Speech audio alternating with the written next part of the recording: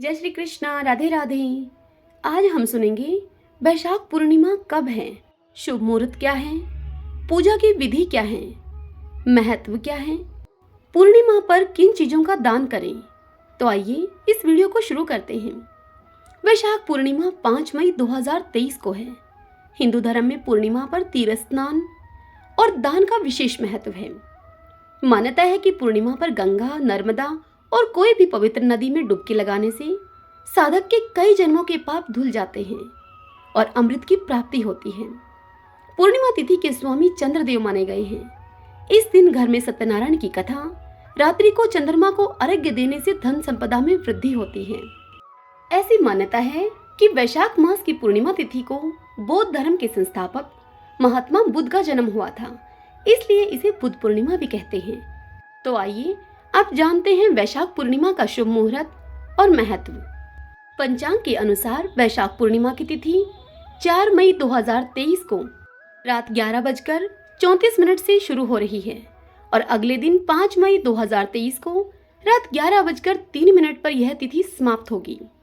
वैशाख पूर्णिमा पर उदया तिथि और चंद्रमा की पूजा का शुभ मुहूर्त 5 मई को प्राप्त हो रहा है। तो फिर इस दिन अर्थात 5 मई के दिन स्नान का मुहूर्त रहेगा सुबह 4:12 से सुबह 4:55 तक। सत्यनारायण की पूजा का शुभ मुहूर्त रहेगा सुबह 7:18 से सुबह 8:58 तक। अब जानते हैं चंद्रोदय को अर्घ देने का समय क्या रहेगा। तो देखिए, शाम को 6:45 यह समय चंद्रोदय को अर्घ देने का उत्तम समय है। लक्ष्मी पूजा का शुभ मुहूर्त रहेगा 5 मई 2023 को रात को 11:56 से 6 मई 2023 रात 12:39 तक का समय लक्ष्मी पूजन के लिए श्रेष्ठ है। वैशाख पूर्णिमा वाले दिन भद्रा का साया भी है। इस दिन शाम को 5:01 से भद्रा लग रही है और यह भद्रा रात 11:27 तक रहेगी। हालांकि भद्रा का वास पाताल लोक में है। शास्त्रों के अनुसार जब भद्रा पाताल में विचरण करती है तो पृथ्वी पर इसके दुष्प्रभाव नहीं होते। ऐसे में पूर्णिमा पर भद्रा का असर मान्य नहीं होगा। वैशाख की पूर्णिमा पर बुद्ध जयंती भी मनाई जाती है और इस बार वैशाख पूर्णिमा पर साल का पहला चंद्र ग्रहण भी लग रहा है, जिससे कि इस दिन का महत्व और अधिक बढ़ गया है। ये उपछाया चंद्र ग्रहण रात 8:45 से रात 1 बजे तक रहेगा। हालांकि भारत पर इसका प्रभाव नहीं पड़ेगा, इसलिए सूतक काल नहीं लगेगा। पूर्णिमा पर चंद्रमा की पूजा का विधान है। ऐसे में ग्रहण से पहले चंद्रमा की पूजा करना उत्तम रहेगा। मान्यता है कि पूर्णिमा की मध्य रात्रि श्री सूक्त का पाठ करने से माँ लक्ष्मी साधक पर मेहरबान होती है और घर परिवार में बरकत बनी रहती है। वैशाख पूर्णिमा भगवान बुद्ध के जीवन की 3 अहम चीजों से जुड़ी है। गौतम बुद्ध का जन्म भगवान बुद्ध को ज्ञान प्राप्ति, बुद्ध का निर्वाण के कारण भी विशेष तिथि मानी जाती है। मान्यता है कि इसी वृक्ष के नीचे गौतम बुद्ध को ज्ञान प्राप्त हुआ था। ऐसे में बुद्ध पूर्णिमा के दिन पूरी दुनिया के बौद्ध मठों में भगवान बुद्ध के उपदेश सुने जाते हैं। उनके सभी अनुयायी उनकी शिक्षाओं को याद करते हैं और उनकी पूजा अर्चना करते हैं। भगवान बुद्ध ने हमेशा लोगों को सत्य और अहिंसा के मार्ग पर चलने की प्रेरणा दी। कहते हैं कि अगर बुद्ध पूर्णिमा के दिन जल से भरा हुआ कलश और पकवान आदि दान किए जाते हैं तो गौदान करने के समान पुण्य प्राप्त होता है। आइए अब जानते हैं बुद्ध पूर्णिमा पर पूजा कैसे करें, पूजा की विधि क्या है। देखिए, बुद्ध पूर्णिमा के दिन बिहार के बोधगया में बोधि वृक्ष की पूजा की जाती है। वास्तव में यह एक पीपल का पेड़ है। इस दिन इसकी जड़ों में दूध और इत्र डाला जाता है और दीपक जलाए जाते हैं। वहीं कई लोग अपने अपने क्षेत्र में पीपल की पूजा करते हैं। इस दिन बुद्ध पूर्णिमा के दिन घर में भगवान सत्यनारायण की कथा कही और सुनी जाती है। आइए अब जानते हैं वैशाख पूर्णिमा के दिन किन वस्तुओं का दान किया जाना चाहिए। वैशाख पूर्णिमा के दिन धर्मराज जी के निमित्त जल से भरा हुआ एक कलश, पकवान एवं मिष्ठान आज के दिन दान करने से गौदान के समान फल देने वाला बताए गए हैं। वैशाख पूर्णिमा के दिन शक्कर और तिल का दान करने से अनजाने में हुए पापों का भी क्षय हो जाता है। इस माह में पंखे का दान करना भी पुण्य का कार्य है। इस माह में धूप और परिश्रम से पीड़ित लोगों को जो पंखे से हवा करके शीतलता प्रदान करता है, वह इतने ही मात्र से निष्पाप होकर भगवान का प्रिय हो जाता है। पुराने समय में ताड़ का पंखा दान दिया जाता था, जिससे कि ब्रह्मलोक की प्राप्ति होती है। शास्त्र कहते हैं कि जो किसी जरूरतमंद व्यक्ति को पादुका या फिर जूते चप्पल का दान करता है, वह यमदूतों का तिरस्कार करके भगवान श्री हरि के लोक में जाता है। इस दिन जल का दान सबसे बड़ा पुण्य का कार्य है, अतः प्याऊ लगाकर राहगीरों को जल जरूर पिलाएं। इस पुण्य कार्य के माध्यम से जातक त्रिदेव की कृपा प्राप्त करता है। इस दिन जल से भरा हुआ घड़ा दान करने से सभी देवी और देवताओं की कृपा प्राप्त होती है। जल से भरा हुआ मिट्टी का घड़ा मंदिर में दान करें, साथ ही कुल्हड़, शकोरे आदि भी दान करें। इस दिन, इस वैशाख पूर्णिमा के दिन अन्नदान करने से बड़ा कोई पुण्य नहीं है। दोपहर में आए हुए ब्राह्मण, अतिथि या भूखे जीव को यदि कोई भोजन करवाए तो उसको अनंत पुण्य की प्राप्ति होती है। इस दिन सत्तू, ककड़ी, खरबूजा, चावल, दूध, दही, घी, फल, इमली, सब्जी, शहद, पंचमेवा, पंचधान, सीधा दान अवश्य करें। वैशाख पूर्णिमा के दिन वस्त्र का दान अवश्य करें। कुर्ता, पाजामा, दरी, धोती आदि दान करें। इस दिन दूध और खीर का दान करने से सभी तरह के दोष अर्थात संकट समाप्त हो जाते हैं। वैशाख पूर्णिमा पर पलंग, कंबल, चादर, गादी, रिजाई, तकिया आदि दान करें। हो सके उतना अपनी सामर्थ्य के अनुसार दान अवश्य करें। आइए अब हम सब वैशाख पूर्णिमा की पावन कथा को सुनते हैं। सब बोलिए विष्णु भगवान की जय। ओम नमः शिवाय। मध्य प्रदेश में एक धन शर्मा नामक ब्राह्मण रहता था। उसमें पाप का लेश मात्र भी नहीं था। एक दिन वह कुशादी के लिए वन में गया। वहां उसने एक अद्भुत बात देखी। उसे वहां वन में 3 प्रेत दिखाई दिए, जो बड़े ही दुष्ट और भयंकर थे। धन शर्मा उनको देखकर डर गया। उन प्रेतों के केश ऊपर को उठे हुए थे, लाल लाल आंखें, काले काले दांत और सूखा हुआ उनका पेट था। धर्म शर्मा ने उनसे पूछा कि तुम लोग कौन हो? नार की अवस्था तुम्हें कैसे प्राप्त हुई? मैं भय से आतुर और दुखी हूँ, दया का पात्र हूँ, मेरी रक्षा करो। मैं भगवान विष्णु का दास हूँ, मेरी रक्षा करने से भगवान तुम लोगों का भी कल्याण करेंगे। भगवान विष्णु ब्राह्मणों के हितैषी हैं, मुझ पर दया करने से वे तुम्हारे ऊपर संतुष्ट होंगे। श्री विष्णु का अलसी के समान श्याम वर्ण है, मुझ पर दया करने से वे तुम पर संतुष्ट होंगे। वे श्री विष्णु पीतांबरधारी हैं, उनका नाम जप करने से, नाम जप का श्रवण करने से सब पापों का क्षय हो जाता है। भगवान आदि और अंत से रहित शंख, चक्र एवं गदा धारण करने वाले, अविनाशी कमल के समान नेत्रों वाले तथा प्रेतों को मोक्ष प्रदान करने वाले हैं। भगवान विष्णु का नाम सुनने मात्र से ये पिशाच संतुष्ट हो गए। उनका भाव पवित्र हो गया, वे दया और उदारता के वशीभूत हो गए। ब्राह्मण के कहे हुए वचन से उन्हें बड़ी ही प्रसन्नता हुई। उसके पूछने पर वे प्रेत इस प्रकार उस ब्राह्मण से बोले। प्रेतों ने धर्म शर्मा से कहा कि हे विप्र, तुम्हारे दर्शन मात्र से तथा भगवान श्री हरि का नाम सुनने से हम इस समय दूसरे ही भाव को प्राप्त हो गए हैं। हमारा भाव बदल गया है, हम दयालु हो गए हैं।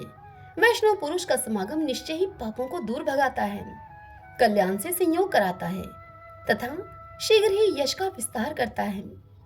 हम लोगों का तुम परिचय सुनो। यह पहला कृतघ्न नाम का प्रेत है, दूसरे का नाम विधयवत है और तीसरा मैं हूँ, मेरा नाम अवैशाख है। मैं तीनों में अधिक पापी हूँ। इस प्रथम पापी ने सदा ही कृतघ्नता की है, अतः इसके कर्म के अनुसार ही इसका नाम कृतघ्न पड़ा है। हे ब्राह्मण, यह पूर्व जन्म में सुदास नामक द्रोही मनुष्य था, सदा कृतघ्नता किया करता था। उसी पाप से यह इस अवस्था को पहुंचा है।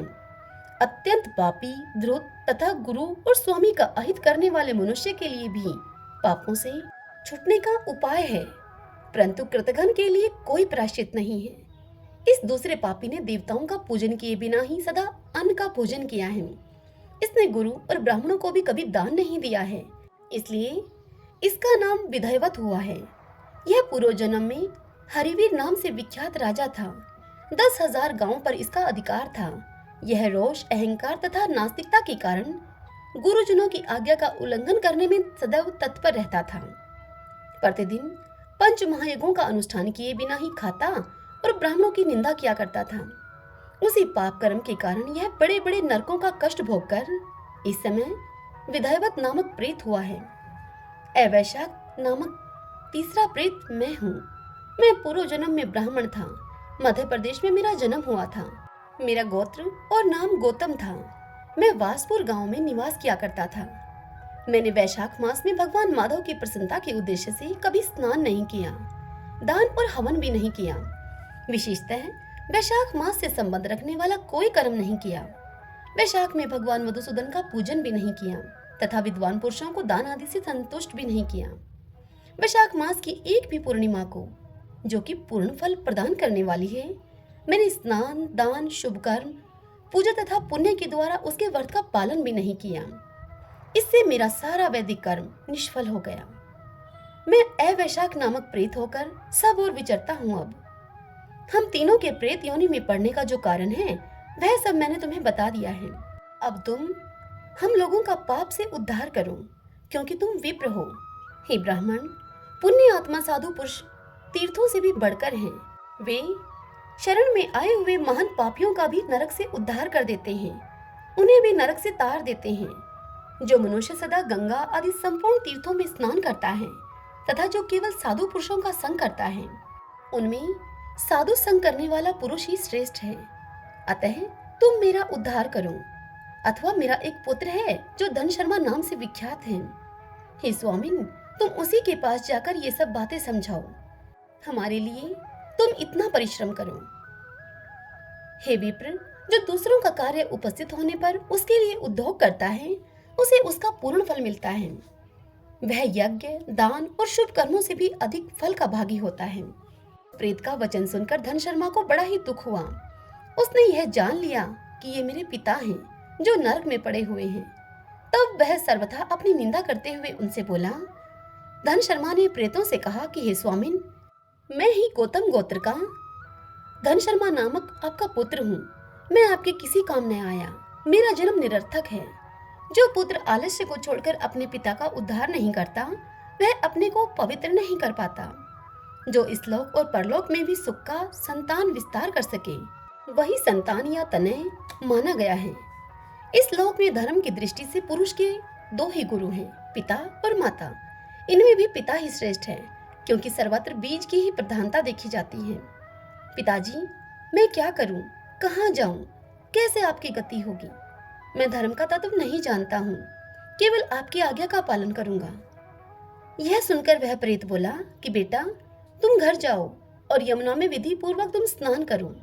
आज से 5वें दिन वैशाख की पूर्णिमा आने वाली है, जो सब प्रकार की उत्तम गति प्रदान करने वाली है तथा देवता और पितरों के पूजन के लिए उपयुक्त है। उस दिन पितरों के निमित्त भक्ति पूर्वक तिल मिश्रित जल, जल का घड़ा, अन्न और फलदान करना चाहिए। उस दिन जो श्राद्ध किया जाता है वह पितरों को 1000 वर्षों तक आनंद प्रदान करने वाला होता है। जो वैशाख की पूर्णिमा को विधि पूर्वक स्नान करके 10 ब्राह्मणों को खीर का भोजन कराता है, वह सब पापों से मुक्त हो जाता है। जो धर्मराज की प्रसन्नता के लिए जल से भरे हुए 7 घड़े दान करता है, वह अपनी 7 पीढ़ियों को तार देता है। हे बेटा, त्रयोदशी, चतुर्दशी तथा पूर्णिमा को भक्ति प्राण होकर स्नान, जप, दान, होम और श्री माधव का तुम पूजन करो और उससे जो फल हो वह हम लोगों को समर्पित कर दो। ये दोनों प्रेत भी मेरे परिचित हो गए हैं, अतः इनको इसी अवस्था में छोड़कर मैं स्वर्ग में नहीं जा सकता। इन दोनों के पाप का भी अब अंत आ गया है। बहुत अच्छा कहकर वह श्रेष्ठ ब्राह्मण देव शर्मा अपने घर को गया और वहां जाकर उसने सब कुछ उसी तरह से किया। वह प्रसन्नता पूर्वक परम भक्ति के साथ वैशाख स्नान और दान करने लगा। वैशाख की पूर्णिमा के आने पर उसने आनंद पूर्वक भक्ति से स्नान किया और बहुत से दान करके उन सबको पृथक पृथक पुण्य प्रदान किया। उस पवित्र दान के संयोग से वे सब आनंद मगन होकर विमान पर बैठकर तत्क्षण ही स्वर्ग को चले गए। ब्राह्मणों में श्रेष्ठ धन शर्मा भी श्रुति, स्मृति और पुराणों के अज्ञाता था। वह चिरकाल तक उत्तम भोग भोग कर अंत में ब्रह्मालोक को प्राप्त हुआ। अतः यह वैशाख की पूर्णिमा परम पुण्यमयी और समस्त विश्व को पवित्र करने वाली है। इसका महात्म्य बहुत बड़ा है, अतएव मैंने संक्षेप से तुम्हें इसका महात्म्य बतला दिया है। जो वैशाख मास में प्रातःकाल स्नान करके नियमों के पालन से विशुद्ध चित होकर भगवान मधुसूदन की पूजा करते हैं, वे ही पुरुष धन्य हैं, वे ही पुण्य आत्मा हैं तथा वे ही संसार में पुरुषार्थ के भागी हैं। जो मनुष्य वैशाख मास में सवेरे स्नान करके संपूर्ण यम नियमों से युक्त होकर भगवान श्री लक्ष्मीपति की आराधना करता है, वह निश्चय ही अपने पापों का नाश कर डालता है। जो प्रातःकाल उठकर श्री विष्णु की पूजा के लिए गंगा जी के जल में डुबकी लगाते हैं, उन्हीं पुरुषों ने समय का सदुपयोग किया है। वे ही मनुष्यों में धन तथा पाप रहित हैं। वैशाख मास में प्रातःकाल नियम युक्त होकर मनुष्य जब तीर्थ में स्नान करने के लिए पैर बढ़ाता है, उस समय श्री माधव के स्मरण और नाम कीर्तन से उसका एक एक पग आश्वमेध यज्ञ के समान पुण्य देने वाला होता है। श्री हरि के प्रियतम वैशाख मास के व्रत का यदि पालन किया जाए तो यह मेरु पर्वत के समान बड़े उग्र पापों को भी जलाकर भस्म कर डालता है। हे विप्रवर, तुम पर अनुग्रह होने के कारण मैंने यह प्रसंग संक्षेप से तुम्हें बता दिया है। जो मेरे कहे हुए इस इतिहास को भक्ति पूर्वक सुनेगा, वह भी समस्त पापों से मुक्त हो जाएगा और उसे मेरे लोक अर्थात यमलोक में नहीं आना पड़ेगा। वैशाख मास के व्रत का विधि पूर्वक पालन करने से अनेकों बार के किए हुए ब्रह्म हत्या आदि पाप भी नष्ट हो जाते हैं, यह निश्चित बात है। वह पुरुष अपने 30 पीढ़ी पहले के पूर्वजों और 30 पीढ़ी बाद की संतानों को भी तार देता है, क्योंकि अनायास ही नाना प्रकार के कर्म करने वाले भगवान श्री हरि को वैशाख मास बहुत ही प्रिय है, अतएव वह सब मासों में श्रेष्ठ है। हरि ओम तत्सत। ओम नमो भगवते वासुदेवाय।